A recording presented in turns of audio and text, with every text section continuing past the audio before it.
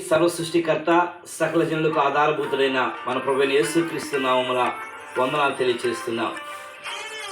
దిక్కులేని వారిని దరిద్రులను ఆదరించేవాడు యెహోవాకు అప్పించేవాడని దేవుని వాక్యం తెలియజేస్తుంది. పేదలను కనిపించేవాడు ధన్యుడని దేవుని వాక్యం తెలియజేస్తుంది.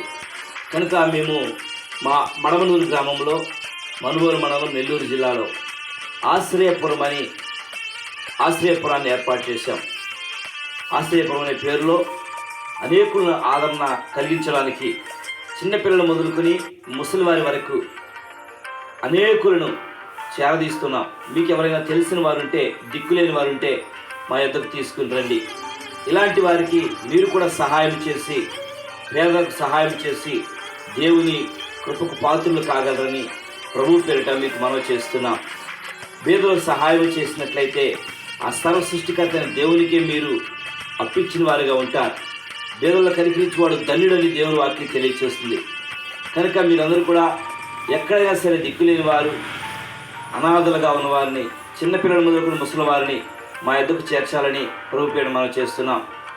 అలాగే మీకేమైనా ప్రార్థన అవసరతలు ఉంటే మాకు తెలియచేయండి.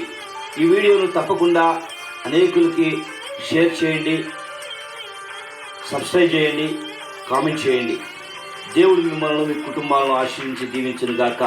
ఆమేన్.